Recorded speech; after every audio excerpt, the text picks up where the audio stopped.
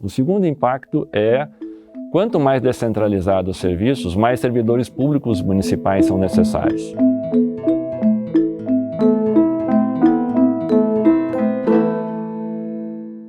Estamos com o professor Eduardo Green, professor do curso de Administração Pública da FGV.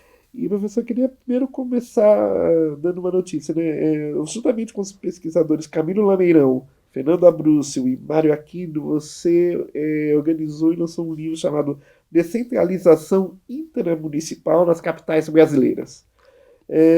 Do que trata essa obra? Essa é uma obra inédita no Brasil. Ela trata de um fenômeno que até o presente momento havia sido pouco estudado, estudos muito isolados de alguns pesquisadores como o meu aqui em São Paulo, da própria Camila no Rio de Janeiro, e nós compreendemos que para conhecer melhor a governança urbana das grandes cidades brasileiras, há um fenômeno que precisa ser estudado. Como elas organizam a gestão do território, dividindo a forma de organizar a prestação de serviços públicos em áreas da cidade que descentralizam a sua organização. Mas quando nós começamos a analisar este fato, nós compreendemos que havia outras dimensões também importantes de serem estudadas. Por isso que o livro chama-se Descentralização Intramunicipal nas Capitais, as Políticas, a Política e a Participação. Traduzindo, descentralização é uma forma que busca, em tese, aumentar a eficiência e a eficácia da prestação dos serviços. Em capitais, talvez, para tomar um exemplo mais fácil de compreender aqui em São Paulo, com 12 milhões de habitantes, São Paulo é mais do que 2 Noruegas, São Paulo é uma Bélgica inteira, São Paulo é maior do que Portugal. Mas o fato é assim, tomando esses países como referência, como uma cidade com essa dimensão presta serviços se ela não descentralizar e fizer o poder público chegar perto do cidadão. Então, há uma relação entre a descentralização e as políticas públicas. Há um efeito também sobre a política municipal, porque em cada território da cidade nós temos vereadores que têm interesses em ocupar espaços na administração pública e fazem disso moeda de troca para dizer se vão ou não apoiar o prefeito na Câmara de Vereadores. Então, o prefeito usa a forma de organizar o poder público nos territórios como moeda de troca em todas as cidades que nós estudamos. E, por fim, a participação e o controle social, porque toda a literatura que estuda o tema da descentralização entende que quanto mais próximo estiver o poder público da sociedade, maior a possibilidade da população participar e controlar. Então, nós construímos uma análise com um modelo teórico também muito inovador e estudando um objeto até agora muito pouco estudado do ponto de vista comparado em 8 cidades, para extrair conclusões que têm por finalidade abrir uma agenda de pesquisa de um tema importante, repito, na governança urbana, e que esperamos que ele contribua como mais uma área de estudo, com mais um enfoque para qualificar os estudos sobre governo e poder local no Brasil. Entendi. Professor, a gente falou muito da questão dos grandes municípios e suas divisões, né, também tal, mas também tem um debate acontecendo muito forte no Brasil, inclusive envolvendo capitais, mas também pequenos municípios, que assim, no Rio Grande do Norte teve um prefeito, isso foi matéria do Valor Econômico recentemente, que declarou a falência do município, não tem dinheiro para pagar as coisas básicas. E também Rio Grande do Sul também, o Porto Alegre, um município que veio agora também declarar que está com os cofres vazios, etc. e tal. Como fortalecer a questão relacionada à renda das coisas do município para a prestação de serviços básicos aí na população também? A intermunicipalidade pode contribuir a esse rearranjo?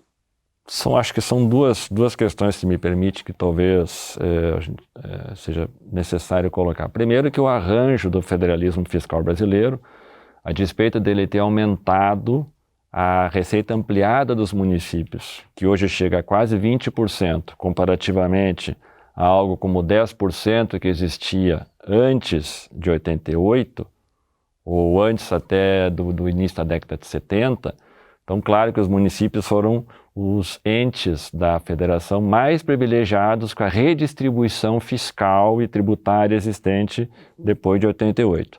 No entanto, o que aconteceu nesses últimos 20 anos, sobretudo, foi uma inversão deste processo no qual a União, ainda que seja responsável pelo cofinanciamento de várias políticas públicas que são muito onerosas do ponto de vista do seu custeio, exemplo da saúde com o SUS, exemplo da educação que transfere recursos do Fundeb para municípios que não cumprem o valor mínimo do estudante em nível nacional, a exemplo da implementação do SUAS depois de 2005, gradativamente a União vem reduzindo a parcela dos recursos transferidos, o que obriga os municípios a aumentar o cofinanciamento em termos da sua participação proporcional.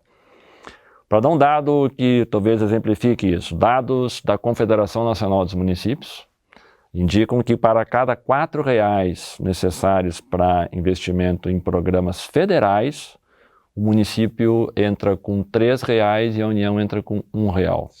Ou seja, nós temos uma pirâmide que é aquilo que a gente chamaria de uma boca de jacaré. O município vai cada vez mais aumentando o valor e a União vem reduzindo cada vez mais o valor. Então isso tem um impacto muito sério nas finanças municipais. O segundo impacto é, quanto mais descentralizados os serviços, mais servidores públicos municipais são necessários. Mais um dado aqui para quem nos escuta. De 1995 até 2017, nós passamos de 2.400.000 servidores municipais para 6,5 milhões. Ou seja, nós temos um custo fixo que gera impacto nas finanças municipais. E o terceiro elemento importante é a nossa estrutura tributária, no que diz respeito à possibilidade que os municípios têm de arrecadação própria, não de recursos que vêm de transferências da União, como é o Fundo de Participação dos Municípios, ou de transferência que vem dos estados, como é o Imposto de Circulação de Mercadorias e Serviços, ela é muito pequena do ponto de vista da sua contribuição média para todos os municípios. O que eu quero dizer com isso? Na média, os municípios brasileiros arrecadam de impostos próprios, que é o IPTU, que é cobrado sobre imóveis, do Imposto sobre Serviços, o ISS, do Imposto sobre Transferência de Bens Intervivos, e daqueles municípios que cobram imposto territorial rural, na média, não passa de 17%.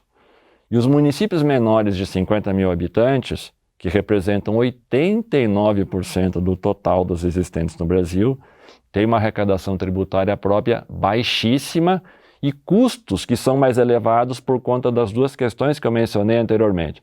Então essa, de fato, é uma dimensão muito séria da organização da nossa federação, porque se nós não repensarmos uma maneira de redistribuir o dinheiro, que ainda segue muito centralizada na União, mas isso sem cair também na falácia do tipo mais Brasil e menos Brasília, porque não adianta jogar só mais dinheiro na ponta, porque nós podemos ampliar a desigualdade entre os municípios.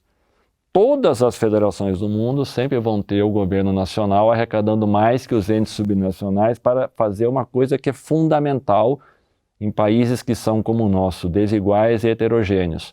Cabe ao governo nacional redistribuir recursos. Então há um equilíbrio que vai ser necessário encontrar na federação entre o quanto os governos municipais respondem pela implementação de políticas públicas, o quanto eles têm de necessidade de financiamento para tal, o quanto a União tem que redistribuir de recursos e o quanto nós podemos incentivar os municípios a melhorar suas máquinas administrativas para arrecadar mais tributos. E nesse caso, finalizando a resposta, o tema da descentralização intramunicipal, onde houver escala, como capitais e grandes cidades de médio porte, tipo Campinas, que também utiliza esse modelo, pode sim ser uma maneira de aumentar a eficiência e a eficácia no uso do recurso público, porque nós reduzimos a escala da prestação do serviço territorialmente. Então, nesse sentido, pode contribuir sim como uma forma de tentar minimizar os efeitos graves hoje que nós temos de gestão fiscal na grande maioria das cidades brasileiras. Obrigado, professor. Foi muito boa a tua contribuição. Obrigado, Rui.